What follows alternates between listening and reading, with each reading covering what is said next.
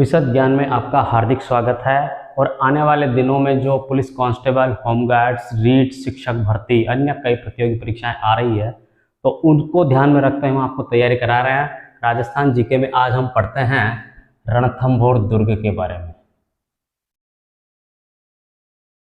रणथंभौर दुर्ग का नाम सुनते ही आप लोगों को जो है ये ध्यान में आ जाता है कि रणथंभौर दुर्ग आपके सवाई माधोपुर जिले में स्थित है। रणथंभौर दुर्ग की कई पैदल यात्राएं जाती है।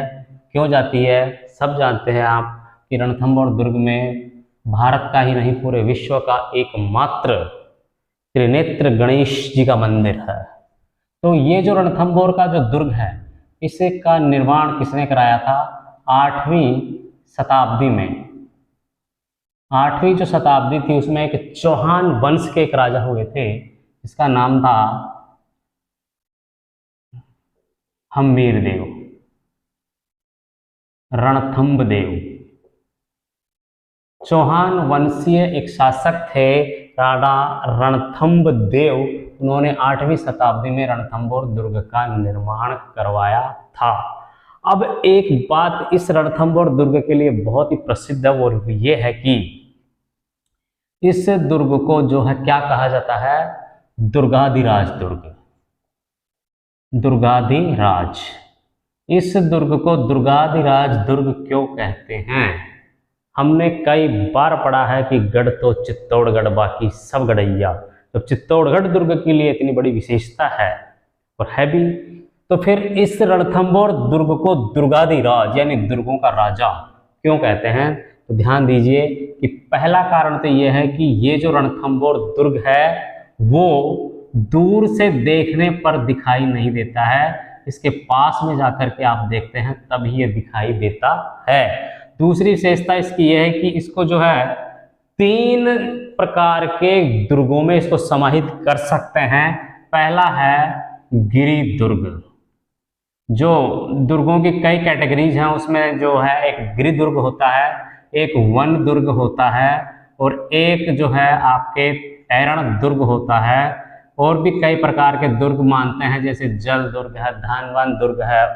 तो जो गिरि दुर्ग है, वन दुर्ग है और ऐरण दुर्ग है, तीनों प्रकार की विशेषताएं इस रणथंभौर दुर्ग में समाहित है, क्योंकि रणथंभौर दुर्ग जो है 7 पहाड़ियों से घिरा हुआ दुर्ग है।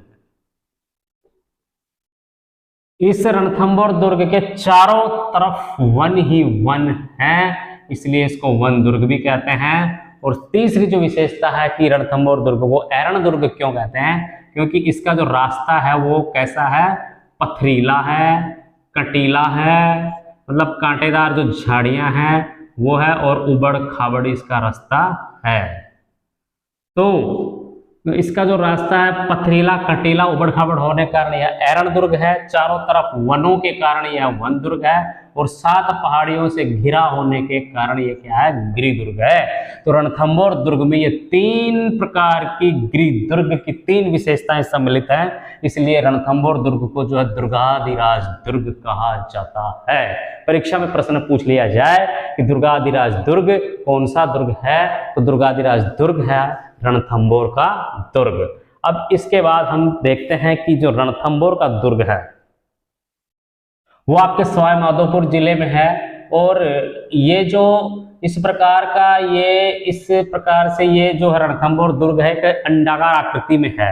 इस रणथंभौर दुर्ग की सबसे बड़ी विशेषता, और कई बार ये जो प्रश्न पूछ लिया जाता है कि रणथंभौर दुर्ग में जो दरवाजा है उस दरवाजे को क्या कहते हैं, तो नवलखा दरवाजा या नवलखा द्वार।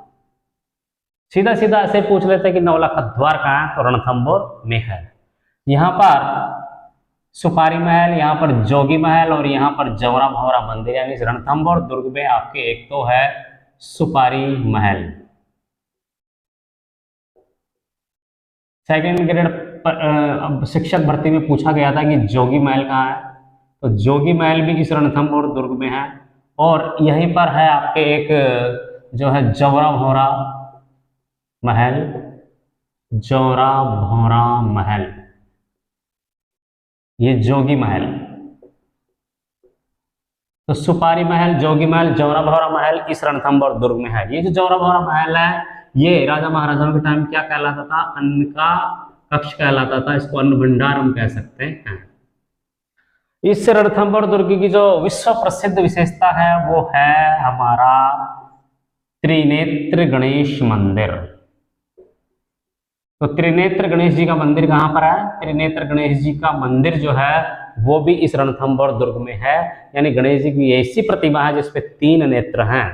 यहाँ पर इसी दुर्ग में है एक पीर सदरुद्दीन की दरगाह है। पीर सदरुद्दीन की दरगाह है। जिस तरीके से झालावाड़ जिले में स्थित जो गागरोन का किला है वहां पर हमीदुद्दीन की दरगाह है, तो सदरुद्दीन की दरगाह भी रणथंभौर दुर्ग में स्थित है। इस दुर्ग में आप जाओ, घूमने कभी जाओ रणथंभौर दुर्ग में, तो एक विशेष यहाँ पर जो एक छतरी बनी हुई है वो है 32 खंभों की छतरी। जो 32 खंभों की छतरी है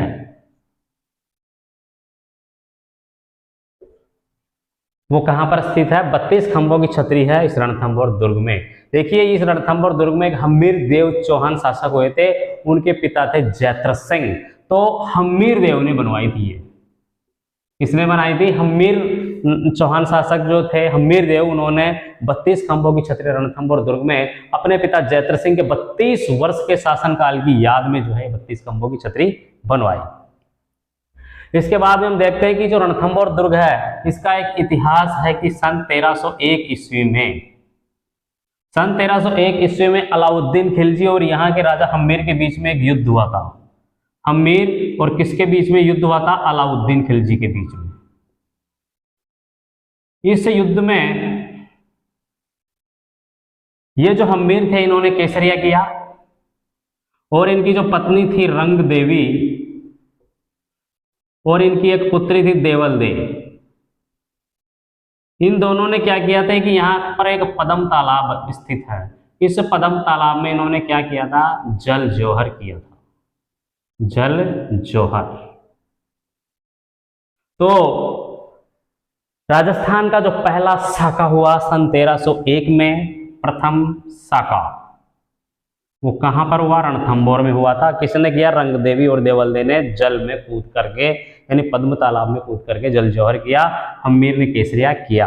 ये घटना जो है यहाँ के राजस्थान के इतिहास की प्रथम जो साका कहलाएगा वो कहलाता है। इसके बाद में हम देखते हैं कि ये जो रणथंभौर दुर्ग है इसके चारों तरफ इस प्रकार से 7 पहाड़ियां स्थित है। कितनी पहाड़ियां स्थित है? 7 पहाड़ियां। और एक जो चीज है कि ये रणथंभौर दुर्ग के चारों तरफ जो है ऊंचा ऊंचा परकोटा भी है। क्या है? परकोटा। और एक चीज और है कि जो रणथंभौर दुर्ग है कहीं दूर से, जैसे कई बार दूर के किले दिख जाते हैं, हम सड़क पे चल रहे होते हैं और दूर से किले दिख जाते हैं, रणथंभौर दुर्ग की ये विशेषता नहीं है।